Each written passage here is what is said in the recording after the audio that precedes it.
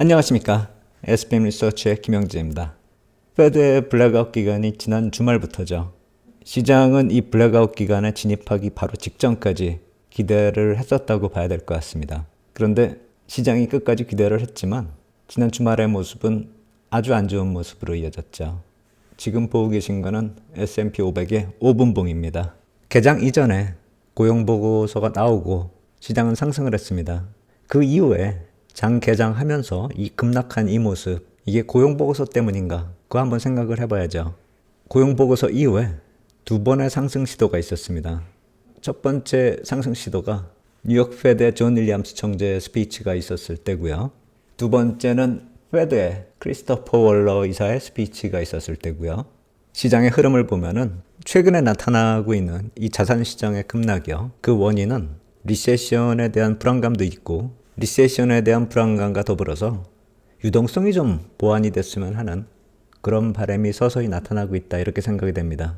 QT 테이퍼링하고 연결된다 이렇게 볼 수가 있는 것이고 이 두 분은 그 이슈하고 밀접하게 관련이 되는 그런 분들이니까 일정상으로 놓고 봐도 지난 주말에 시장이 어느 정도 기대를 했다 이렇게 봐야 되겠죠. 시장의 눈높이는 리세션을 막아야 된다라는 그 정도까지 높아지고 있다라고 생각이 돼요. 근데 그게 금리 인하를 하면 되는가?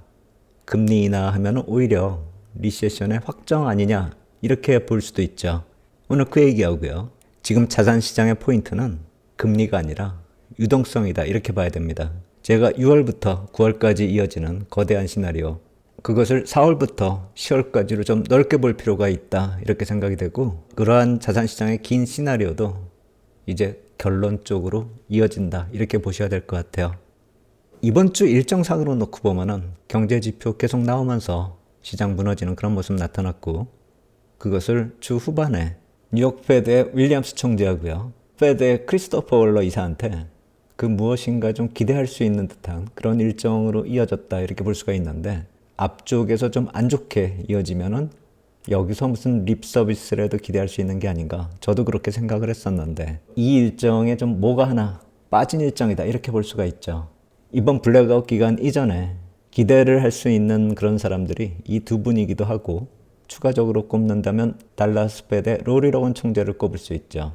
그분이 빠진 게 무엇 하나 좀 빠진 일정이다. 좀 그렇게 생각을 했던 것이고 시장의 기대가 커질 수 있는 그런 일정이었기 때문에 뭐가 하나 좀 일정이 빠진 듯한 그런 느낌이라고 한다면은 무엇 하나 좀 일정이 빠진 듯한 그런 모습이었기 때문에 기대가 컸었던 그 상황에서는 불안하기도 했었다 이렇게 봐야 될 것 같고요. 결과적으로는 예상할 수 있는 시장 흐름 중에서 가장 안 좋은 모습으로 이어졌다 이렇게 봐야 될 것 같아요. 로리 로건 총재를 제가 계속 말씀드리고 있는 이유는 이분이 올해 1월에 QT 테이퍼링에 대해서 시장에 빠르게 전달하기 시작했었기 때문에 주목을 하는 것이고요. 특히나 그때 거론했었던 것이 유동성을 적절히 배분해야 된다라는 그 논리였거든요. 대차 대조표가 빨리 축소되면 될수록 유동성이 페드 쪽으로 빨리 유입되면 될수록 그 재분배가 더 빨라져야 된다는 그 논리입니다. RRP 잔액이 빠르게 감소하고 있는 것은 그때도 그렇고 지금도 그렇고 시장이 좀 불안해하는 그런 요소죠. 이분은 올해 1월부터 RRP 잔액이 낮은 수준으로 접근을 했기 때문에 QT 테이퍼링을 주장하기 시작했던 것이죠. 근데 이분이 달라스 페드 총재인데 왜 이런 걸 거론했을까 궁금해 하시는 분들이 있더라고요. 그분 경력을 보시면은 달라스 페드 총재 되기 전에 뉴욕 페드의 부총재였어요. 그리고 페드의 대차 대조표 포트폴리오를 직접 관할을 했고요. 오버나이트 파이낸싱 레이트 포함해가지고 금리 쪽도 깊숙이 관여를 했었거든요. 그렇기 때문에 이분에게는 RRP 잔고의 높낮이도 RRP 잔고의 변화도 다른 사람보다 좀 더 민감하게 다가왔을 것이다 이렇게 생각이 됩니다. 그리고 이분 이 코멘트 이후에 뉴욕 페드의 존 윌리엄스 총재가 QT 테이퍼링 가능성을 높이는 그런 발언을 했었고요. 그 이후에도 페드의 대차 대조표에서 단기물 국채를 많이 늘려야 된다라는 그런 주장까지도 또 이어서 했죠. 최근까지도 그 주장은 이어지고 있고요. 그리고 그러한 과정을 거치면서 3월 FOMC 회의에서 QT 테이퍼링이 시작되는 것을 공식적으로 밝혔습니다. 그래서 이러한 과정을 거쳤다라는 점을 생각을 해본다면은 이번에 윌리엄스 총재하고요. 월러 이사가 나오기 이전에 이분 한번 나왔으면 어느 정도 시장과의 소통이 진행이 되면서 확률상 QT 테이퍼링 속도가 더 가속될 수 있는 그런 과정을 한번 기대해 볼 만 했었는데 이분 스피치가 이번에 없었다라는 점이 개인적으로는 무엇 하나 빠진 일정이다 이렇게 볼 수밖에 없었다라는 것이고요. 그것이 또 불안할 수밖에 없었다라는 그 말씀을 드리는 것입니다. 나쁜 내용을 얘기한 건 아니에요. 존 윌리엄스 총재도 시장에 악재가 될 만한 그런 내용은 없었어요. 영어 E가 이퀴포이스란 그 뜻으로 이퀴포이스란 단어가 평형이나 균형 이것을 뜻하잖아요. 지금의 상황이 경제 흐름상 인플레이션과 경제 상황이 어느 정도 균형을 이루고 있다 이런 뜻으로 그날 스피치 내용이 그런 내용이 메인 이슈였거든요. QT 얘기가 없었던 게 아니었습니다.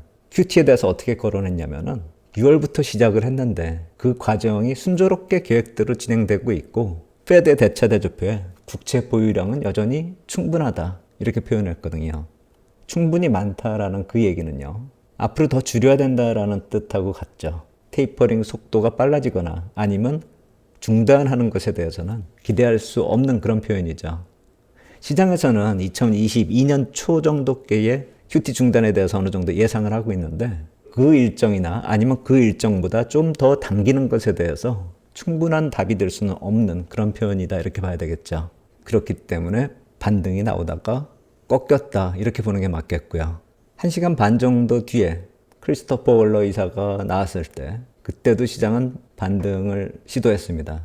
그런데 그분 스피치 타이틀이 The Time Has Come입니다. 타이틀만 봐도 FOMC 회의에서 파월 의장이 코멘트했었던 그 내용보다 크게 변화가 될 수 있는 더 좋은 것을 기대하기에는 이 타이틀만 봐도 좀 힘들다 이렇게 생각이 들죠. 내용도 실제로 보면은 이분 역시 마찬가지로 안 좋은 얘기를 한 게 아닙니다. 시장 상황에 맞춰서 정책 대응 빠르게 할 수도 있다 이런 식으로 표현했단 말입니다. 그런데 확정을 짓는 듯한 그런 내용은 없었기 때문에 오히려 시장은 좀 안 좋게 반응을 했었다라고 볼 수도 있고 이분 역시 마찬가지로 유동성과 연결되는 쪽으로는 구체적인 얘기를 하지 않았기 때문에 시장은 또 정책 속도나 강도의 변화는 앞으로 시장이 좀 더 추가 악화가 되어야지만 가능한 게 아니냐 이런 식으로 해석을 할 수도 있는 그런 상황으로 들어서는 것이죠. 발언이 마무리되면서 시장은 더 안 좋은 흐름으로 계속 내렸고 시장 마감까지 계속 흘러내렸다 이렇게 보시면 될 것 같아요. 지난 주말의 흐름이 과연 시장이 무엇을 보고 있는가, 시장이 기대하는 게 무엇인가, 금리가 아니라는 것이 이 흐름을 보면 극명하게 드러나죠. 이분들은 금리 쪽으로는 충분히 기대할 만큼 충분한 시그널을 줬다라고 생각이 돼요. 하지만 유동성 쪽으로 유동성이 보완되는 그러한 내용이 없었다라는 점이 이제 시장 흐름을 보면서 시장이 그런 것을 원하고 있구나라고 생각을 할 수 있게끔 여태까지 말씀드려왔었던 이 긴 시나리오의 결론이 결국 QT와 연결이 되는 것이고 QT하고 연결되지 않아도 유동성 보완하고 연결될 수 있다라는 점, 그 점을 지난 주말의 시장 흐름에서 우리가 또 읽을 수가 있다라는 것입니다. 그렇다면 시장이 금리뿐만 아니라 유동성 쪽도 봐야 되는 그 이유, 페드가 그러한 불안감을 스스로 만들고 있다 이렇게 봐야 되겠죠. 장단기 역전 흐름 그리고 해소되는 흐름, 그것이 리세션의 시그널이라고 한다면은 기준금리 인하가 거의 확정이 되고 있는 이 상황이 결국 페드가 리세션을 인정하고 있는 거나 마찬가지다라는 그 개념이죠. 장단기 역전하고요. 그 해소되는 그 논리에 대해서 그거 한번 또 이 대목에서 살펴봐야 될 것 같습니다. 제가 봤을 땐 빅컷은 페드가 만들 수 있는 직접적인 가장 안 좋은 악재다라고 생각이 돼요. 푸른색 선이 10년물하고 2년물 장단기 금리 차고요. 붉은색 선이 10년물하고 3개월물 장단기 금리 차입니다. 보시면은 이제 10년물, 2년물은 장단기 금리 역전 현상이 다 해소됐습니다. 푸른색 선이요. 금리 흐름 요 아래다 제가 표시했거든요. 왼쪽이 3개월물, 가운데가 2년물, 오른쪽이 10년물입니다. 8월 말 지나면서 9월 들어서면서 2년물이 16bp 빠졌고요. 10년물이 18bp 정도 빠지면서 10년물이 조금 더 빠졌죠. 2년물보다. 근데 3개월물은 별로 움직이지 않고 있어요. 6bp. 페더럴 펀드 레이트가 움직이지 않으면 3개월물은 그렇게 크게 움직일 수가 없죠. 빅컷이 나타나면은 이게 퍽퍽 떨어지겠죠. 0.5 빼면은 아마 여기서 0.6 정도도 더 내려갈 수가 있겠죠. 4.65 뭐 이렇게. 그리고 연말까지 뭐 100bp 빼서 4% 들어간다라고 한다면은 거의 비슷하게 갈 수가 있겠죠. 그리고 내년 말까지 지금 CME 패드 지출에서 반영하고 있는 게 3% 깨고 내려가는 것까지 반영이 되고 있잖아요. 그렇다라고 본다면은 내년 중반 정도만 돼도 장단기 금리 역전 현상이 해소가 될 겁니다. 이 붉은색 선이 위로 올라온다라는 것이죠. 푸른색 선은 패드 쪽에서는 의미 없다 이렇게 얘기를 하고 있는데 이 붉은색 선은 패드도 인정을 합니다. 그렇다면 내년 중반에 장단기 금리 역전 해소가 나타난다라는 것이죠. 그렇다면 패드가 스스로 악재를 만들어내고 있는 금리 정책 피벗이다 이렇게 볼 수가 있는 것이죠. 물론 그 사람들이 만들고 싶어서 만드는 게 아니죠. 경기가 안 좋으니까 B컷을 한다는 것이고 결국 장단기 금리 해소가 그러한 B컷을 근거로 해서 나타날 수 있다는 점 결론이 같은 거예요. 경기 안 좋아지고 리세션에 들어가는 것을 페더럴 펀드 레이트에 근접하고 있는 3개월물로 측정하자 이 개념이나 마찬가지다 이렇게 보시면 되겠죠. 근데 한 가지 또 여기서 볼 수 있는 게 여기서 장기 금리 흐름을 놓고 봤을 때 20년물이나 30년물이 잘 안 내려와요. 10년물이 18bp 빠질 때 20년물이 17bp, 30년물도 18bp 빠졌거든요.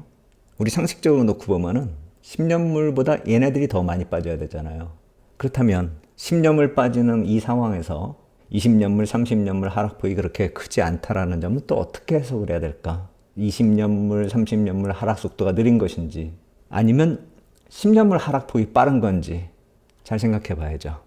금리 쪽은 오늘 지나면서 다시 한번 정리를 해야 될 것 같아요. 그리고 B컷이 호재가 아니라는 점, 그건 이미 이번 주 시장이 반영을 하고 있는 겁니다. B컷으로 CME 패드 지출의 목표 금리가 계속 낮아지고 있는데 시장 계속 같이 빠지고 있죠. 이제 금리 하락이 만들 수 있는 호재는 거의 그 의미가 상실되고 있다 이렇게 볼 필요가 있어 보입니다.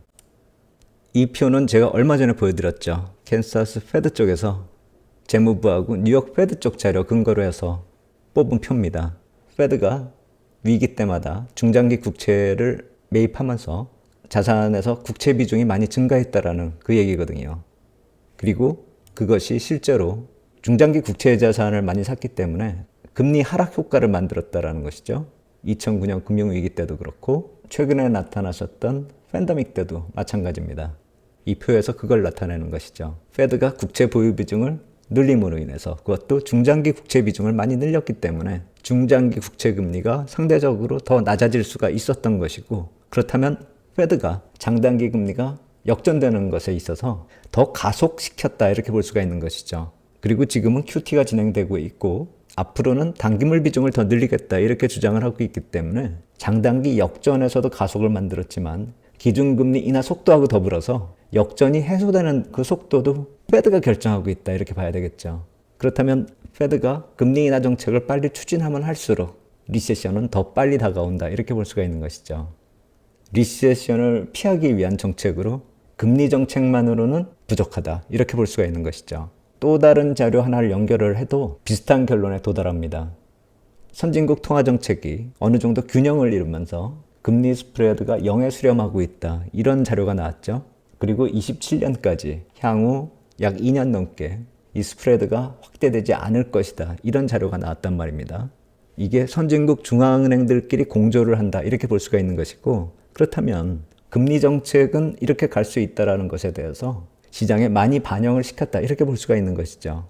그리고 유동성 분배는 선진국 안에서는 어느 정도 균형을 찾아갈 것이다 이렇게 볼 수도 있는 것이고요. 그 퍼즐 맞추기를 이런 식으로 표현을 할게요. 선진국 통화정책이 엇갈렸었는데 어느 정도 조율을 하면서 스프레드가 앞으로 확대되지 않을 것이다. 그렇다면 어느 정도 균형을 이루게 된다. 긴축 사이클 종료 이후에 통화정책은 공조 추세로 이미 진입을 한 것이고 그러한 안정되는 흐름이 금리 정책에 있어서 시장의 상당 부분 반영이 되고 있는 그런 모습이거든요. 그렇다면 여기서 어떤 변화가 나타나려고 한다면은 리세션이 가시화되면서 자산 가치의 급속한 하락이 아니라고 한다면은 이러한 정책이 계속 지속된다 이렇게 봐야 되겠죠. 그렇다면 최근에 나타나고 있는 자산 시장 급락 그걸 어떻게 해석해야 될까요? 통화 정책, 금리 정책뿐만이 아니라 그 다른 것이 필요하다. 시장은 그것을 원한다. 이렇게 볼 수가 있는 역으로 그러한 배경 논리가 될 수 있다라는 것이죠. 그래서 지금 시장이 급락하는 모습이 금리가 메인 이슈가 아니라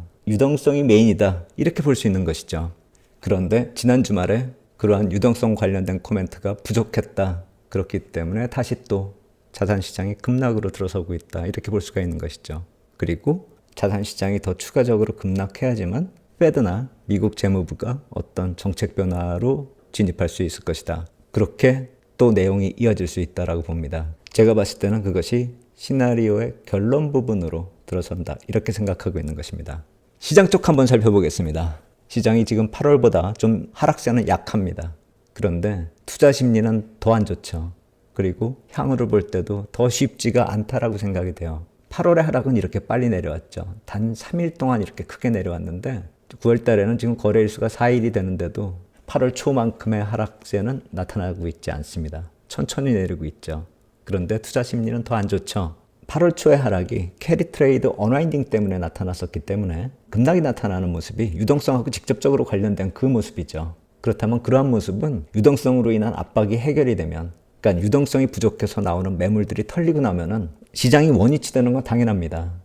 그런데 지금의 모습은 유동성의 문제가 아니죠. 펀더멘털적으로 문제가 생기고 있는 겁니다. 그렇기 때문에 하락 속도는 크지가 않죠. 근데 이게 더 고통스러운 거죠. 장중에도 그렇고 종가상으로 놓고 봐도 계속 매물에 시달리면서 음봉으로 계속 이어지고 있는 이 모습, 시장 심리는 더 안 좋게 반영이 될 수밖에 없는 것입니다. 그리고 반등하기도 쉽지 않죠. 급락이 나타나지 않았기 때문에 매물 공백에 대한 반작용이 나타날 수도 없는 것이고요. 무엇보다도 하락하는 요인 자체가 지금 현재 진행이 되고 있는 게 아니라 향후에 나타날 그 리세션을 반영하고 있기 때문에 반등 자체도 어려운 것이죠. 이것을 해결하려면 리세션 가능성을 줄이거나 해결을 해야지만 시장에 반전이 나타날 수가 있겠죠. 그거는 금리만으로는 부족한 것이고 오히려 기준금리 하락은 리세션을 증명하고 있다는 점에서 모순점이 생기고 있는 것이죠. 금리 자체가 하락하다가 지난 주말 저점 3.66%까지 찍었습니다. 10년물 미국 금리요. 그리고 종가는 3.72%로 마감이 됐거든요. 연중 저점 찍었습니다. 국채 강세가 과연 지속될 수 있을까? 이러한 국채 강세가 리세션하고 또 연결되고 있기 때문에 이 역시 마찬가지로 좋게 볼 수가 없는 그런 모습이죠. 그래서 다음 주 모습이 상당히 더 중요해집니다. 이제 블랙아웃 기간에 들어섰기 때문에 정책적인 변화에 대해서는 구체적으로 우리가 들을 정보가 없습니다. 그리고 유동성 측면에서는 세금 신고 마감이 15일이기 때문에 그 이전에는 유동성 흐름이 더 안 좋고 15일 지나면서 해결이 될 거예요. 그리고 15일 뒤에 FOMC 회의가 바로 연결이 돼 있죠. 이번 9월 국채 발행 일정이 10일, 11일, 12일 일정입니다. 3년물, 10년물, 30년물요. 유동성 흐름이 가장 안 좋은 시기에 국채 발행 일정까지 겹쳐 있다는 것이죠. 그렇다면 금리는 또 어떻게 움직일까? 국채 시장이 크래시까지는 아닌데 어느 정도 시장 불안이 확산될 수 있을까? 그것도 관건이죠. 제가 말씀드린 거는 이걸 지나면서 빠르면 FOMC 회의를 전후로 해서 변화가 나타날 수 있는 것이고 다음 주가 불안하면 불안할수록 변화 가능성은 높아진다 이렇게 볼 수도 있겠죠. 좀 더 늘어진다라고 하면은 미국 재무부의 영향권으로 들어서는 10월 중반부터의 변화를 기대할 수도 있을 것입니다. 이때까지 시장의 안 좋은 모습이 이어진다라고 한다면 시나리오 중에서 가장 참혹한 그런 모습이 되지 않는가. 자산시장 측면에서는 그렇게 생각이 됩니다. 그렇다 해서 막연하게 FOMC 회의를 기대하자 이렇게 말씀을 드릴 수가 없죠.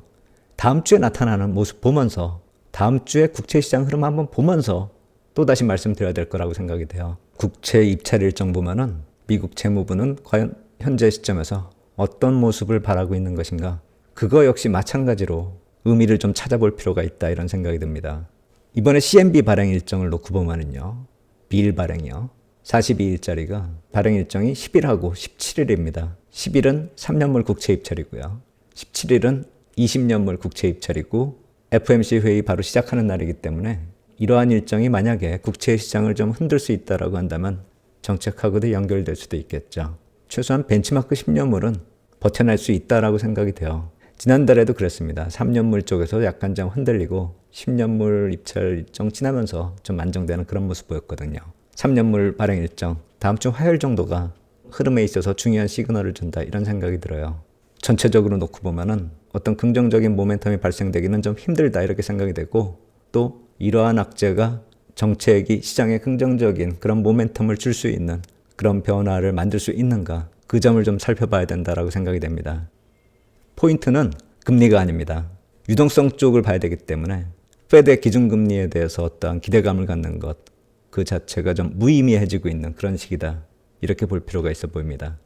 다음 주에 국채 입찰 일정 보면서 시장 상황 점검하고 다시 또 말씀드리도록 하겠습니다. 오늘 여기까지 하도록 하겠습니다. 감사합니다.